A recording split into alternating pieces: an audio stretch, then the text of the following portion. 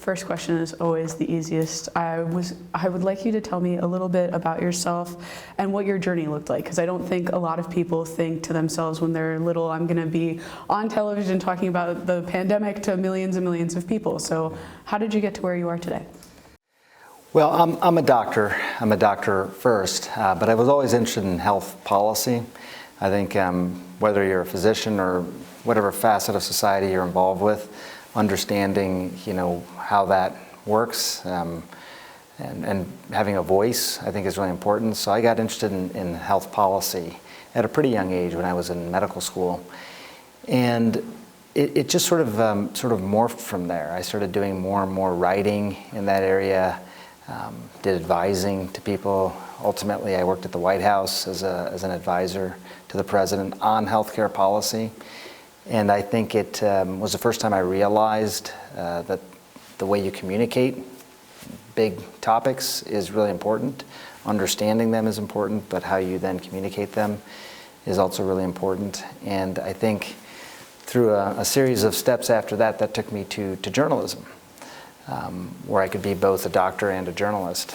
And as a journalist, I felt I had an opportunity to ask big questions, travel the world trying to find the answers to those questions, and then reporting on some of the biggest stories of our time.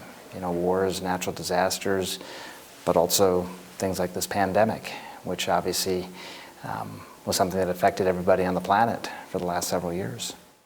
Definitely. And I love that you're able to mold the two. I think that's what has excited a lot of students about your visit, is that you're able to talk about a lot of different areas of interest to students.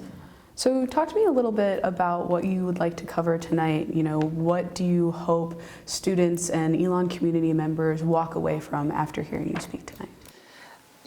I think one of the things I really like about these types of events, and the reason I jumped at the opportunity, was I think in today's world, you get a lot of the news. You get a lot of the big sort of ideas in all sorts of ways. You can get it from your phone. You could read an article.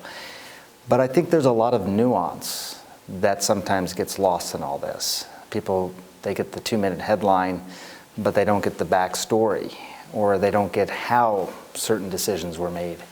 So I'm hoping, when I'm having this discussion here at ELN, that we can get into not just the what of things, but the why and the how and some of those other types of things which we don't often get to talk about enough.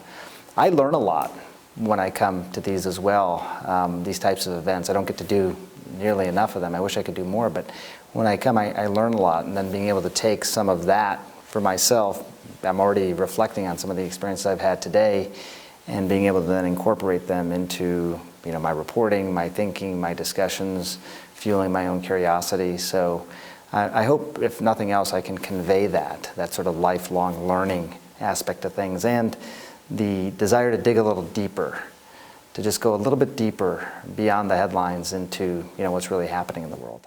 Definitely. And I know I'm putting you on the spot here, but could you give us an example of one of those reflections that you've already had today that you are going to be putting into your reporting and what you do? I spent some time at the donor lab at the Health Sciences building, and it's really interesting. It's been a long time since I took anatomy. It's been over 30 years, and I hadn't really thought about how that is being taught nowadays. It's one of the most indelible, I think, experiences we have as medical students, gross anatomy. And the idea that there was this real reverence for the donors that were there in the lab, people who said that when they were living, they would donate their bodies to science, to be these silent teachers, as they were called. We didn't do that when I was a medical student. We didn't think about things that way. But the idea that you would start to teach people how to deal with death, the reverence of the human body, protecting people's private information, understanding how much you wanted to know about your patients, in this case your silent teachers.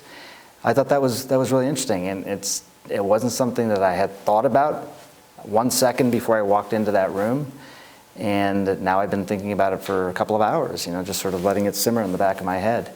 I think that there's a larger story there in terms of how we learn and why certain things stick. Why medical school, people will say, is mostly about regurgitating the past, memorizing the past. But thinking about memorizing the past, but also being able to create the future, I think is, those are always the stories that I've wanted to tell, and this was just an example of one of them. We've written about the Human Donor Lab as well, and it's very interesting, the thought and the care that's put into, they have an event on campus actually to honor all of the people who donate their bodies, and I just think that it's a very unique thing to Elon. I haven't thought about it as a unique thing to Elon, but. Yeah, I asked while I was there, I said, is this something that is more standardized now? Again, as somebody who's 30 years out from this, and I think it is pretty unique to Elon, it sounds like. Came about from the thoughtfulness of some of the people who are leading it. And you talked about digging deeper, going beyond the 2-minute headline. How would you recommend students particularly start to do that in their day-to-day lives? It's funny, whenever I visit a college campus, I always think, I wish I could go back and experience this again now with what I know at this point in my life. Of course you can't do that, or you could, I guess, but I don't know that's in the cards for me. But I think when you're a student, life becomes so procedural. It's process. You have to get from one step to the next, A to B, and I get it. If you're applying to graduate schools or medical school, there's boxes that you're checking and all of that, and I guess that's necessary. But the real joy of learning, I think, is something that you come to appreciate maybe as time goes on, and to really just be able to learn for the sake of learning. I get to do that now as a journalist. If you're a curious person, journalism is the best job in the world, because you can just ask questions and go find answers. But I think to be able to use some of that within your own student life, I think is important, just learning for the sake of learning. I don't know what that means, and I realize that sounds pretty euphemistic, but I do think that taking courses that you're really interested in, learning beyond what you have to learn, or just learning more deeply, having conversations with classmates about what you've just learned, all of that stuff, that's what you end up spending most of your time doing when you become an adult, just reflecting on what's happening in the world and sharing those thoughts with the people that you care about. So doing that as a student, I think, is a great way to I think, make it a more joyful and probably a better learning experience overall. Definitely, and I love what you said about journalism in particular. As a curious person myself, I'm very excited to do that.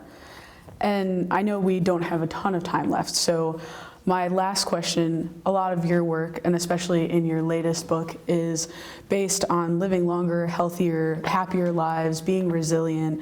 What advice do you have for the people who are going to be coming to your talk, Elon students, on how to get started on that journey today? Well, I think one of the big things that I learned while working on that book and just in my own research was that we have often thought about certain parts of our body as being just these organs that are going to wear and tear over time. And you get a certain amount of usage out of it, and then that's it.